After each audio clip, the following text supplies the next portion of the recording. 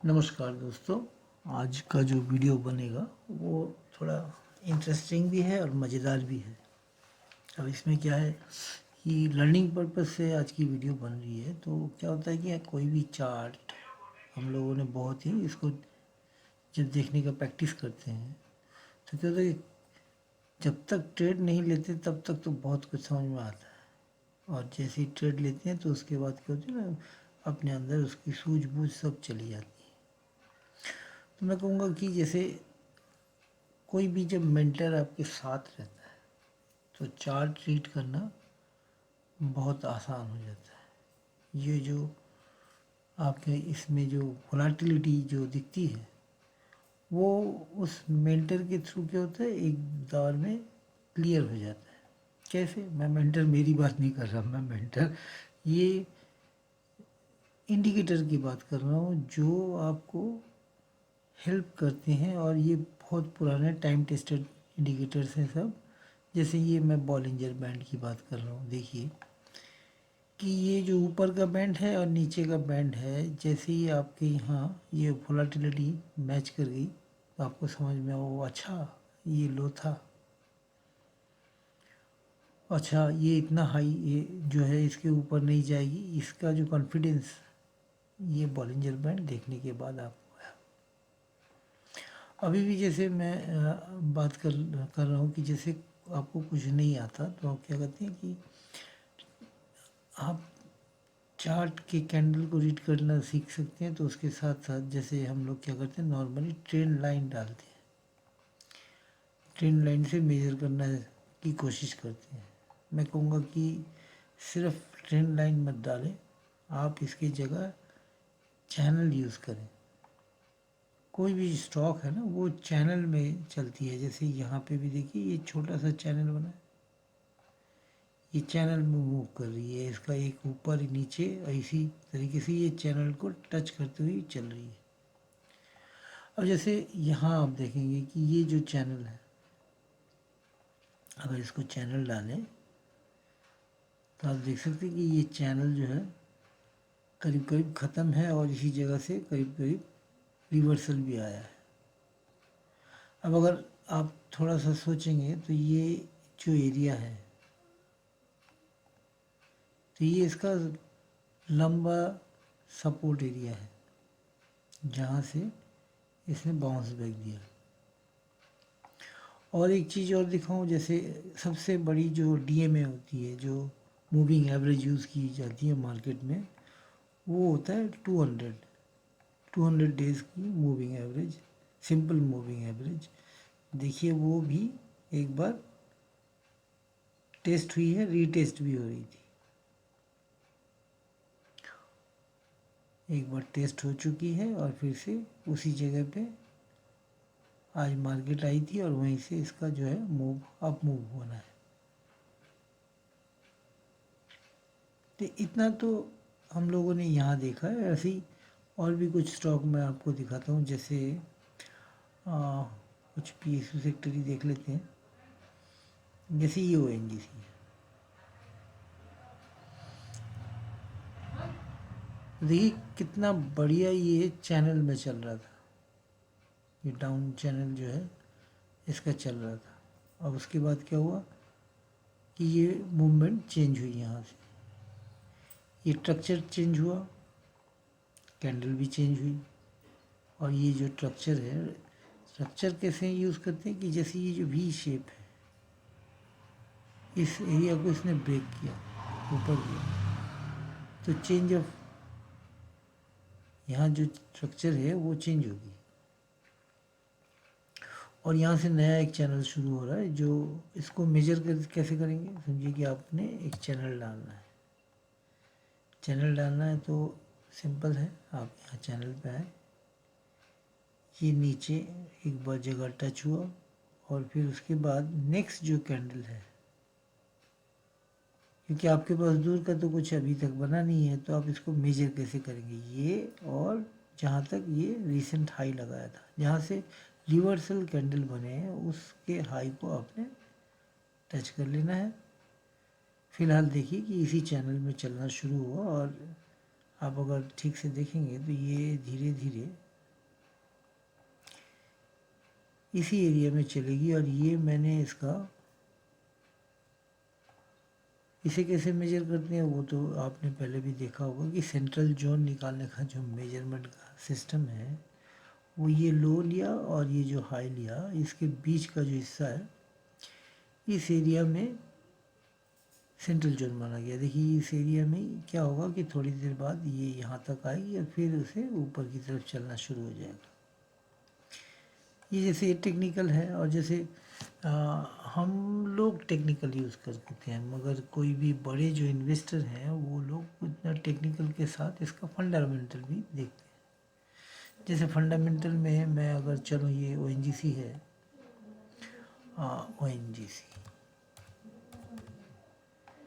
ठीक है, उसमें क्या होता है कि अभी कम से कम कुछ नहीं है तो ये समझिए कि यहाँ पी रेशियो देखा जाता है जितना ज़्यादा, जैसे पी का अभी बीच में 3-4 महीने पहले से 150-200 पी रेशियो हुआ कर रहा था, जो अभी ठीक ठाक जगह पे पहुँच रही है धीरे धीरे धीरे धीरे। पी रेशियो मतलब हुआ कि एक कंपनी को 1 रुपये कमाने में कितने रुपए इन्वेस्ट करने पड़ते हैं, मतलब 1 रुपये कमाने में अभी 8 रुपये इन्वेस्ट करने पड़ते हैं। और दूसरा होता है कि बुक वैल्यू। देखिए बुक वैल्यू ये ONGC का आप देख रहे हैं 200 टू 80 रुपीज़ है।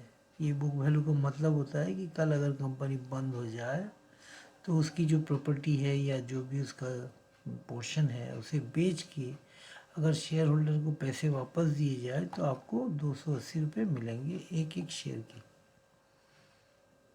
और करंट मार्केट क्या जा रही है, तो मतलब अगर बुक वैल्यू से भी स्टॉक जो है अभी सस्ते होने लगे हैं। तो ये मैं समझा पा रहा हूँ कि मार्केट का जो है रिवर्स करने का टाइम आ चुका है। ये आपका बहुत ही सस्ते में खरीदना पड़ रहा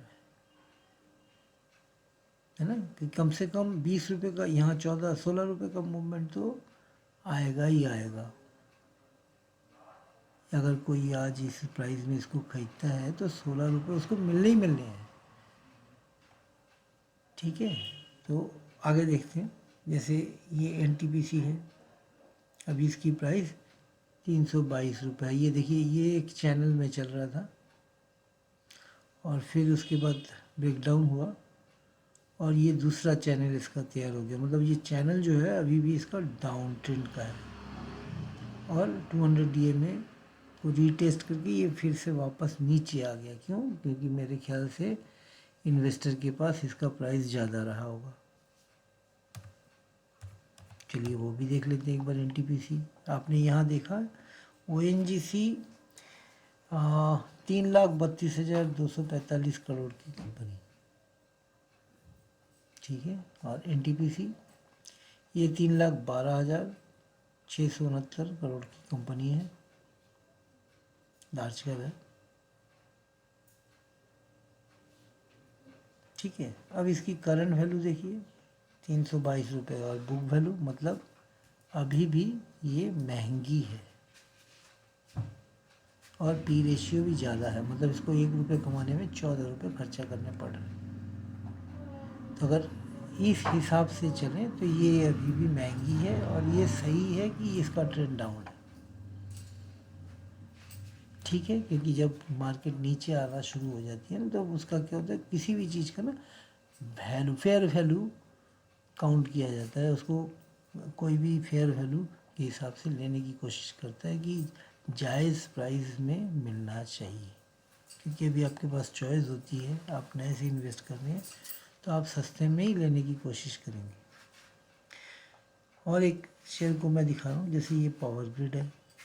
देखिए इसमें भी आप देखेंगे कि इसकी जो है डाउन ट्रेंड में चल रही है। अभी तक इसने 200 DMA जो है इसको तोड़ा नहीं है, टच भी नहीं किया है, मगर है डाउन ट्रेंड में। ये चैनल के निचले हिस्से में है, आधे हिस्से भी नीचे में है। इसने ब्रेक करने की कोशिश की थी मगर फिर से इसमें सेल ऑफ आया है। अच्छा ठीक है, तो यहाँ पावर ग्रिड का भी थोड़ा देख लेते हैं।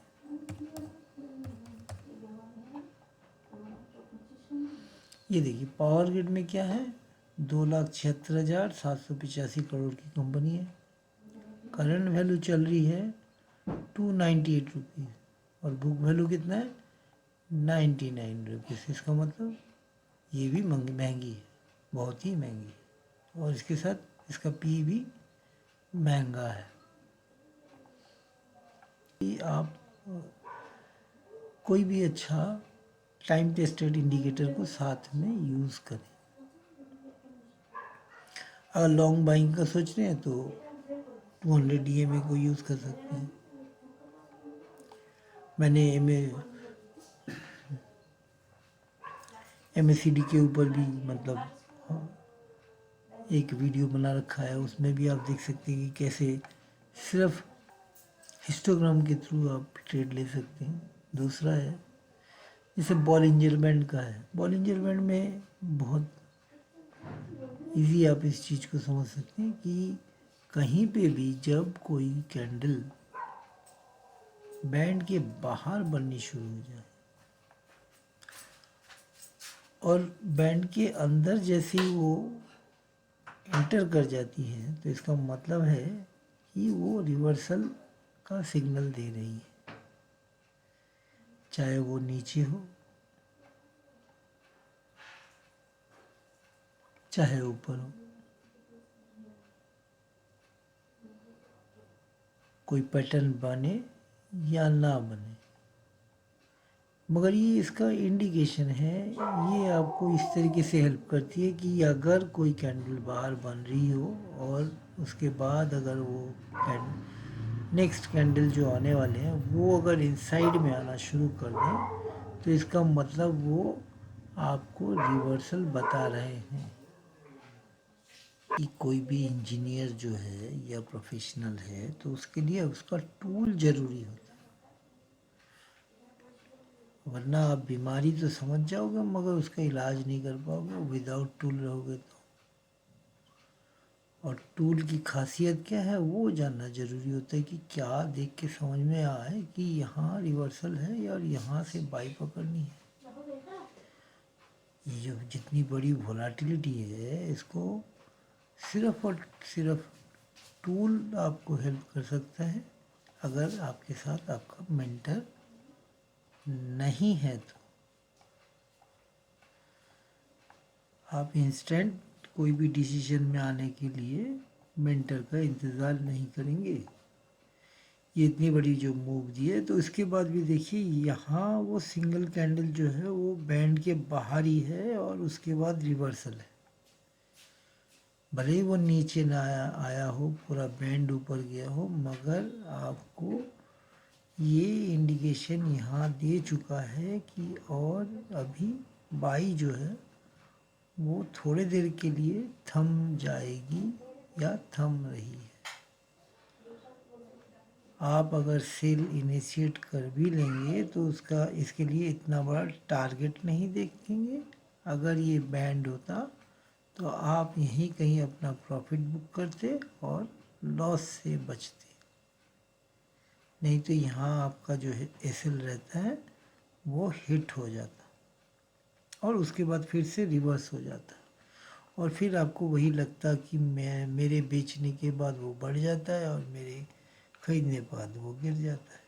तो इन सब इलाज के लिए आप अपने साथ कोई भी बढ़िया सा कोई इंडिकेटर यूज़ करें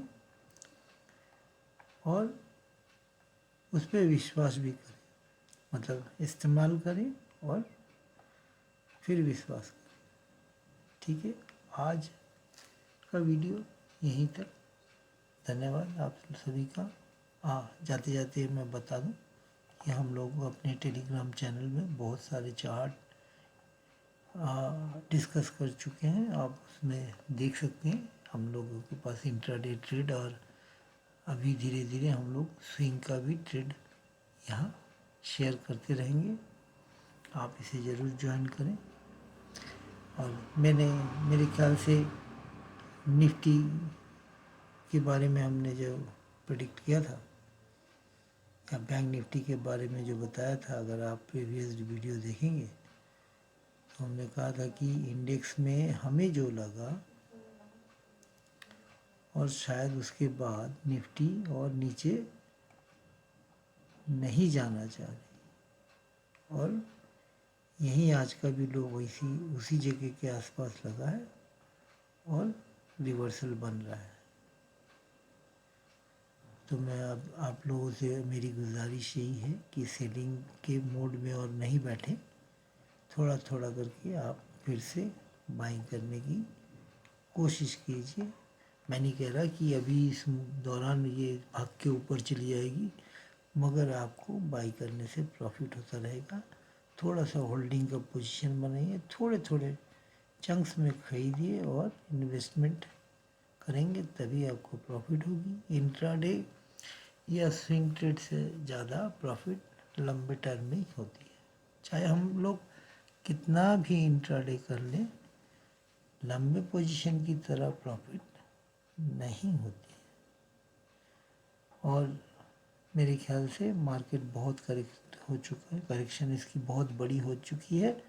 अभी आप इसे थोड़ा थोड़ा करें बाई करने की कोशिश कीजिए। और मैं फ्राइडे को आप लोगों के लिए स्टॉक रिकमेंडेशन और करूँगा कि कौन से स्टॉक में हम लोग बाई पकड़ सकते हैं और कौन सा सेक्टर को आगे फ्यूचर के लिए देखेंगे। ठीक है, धन्यवाद दोस्तों।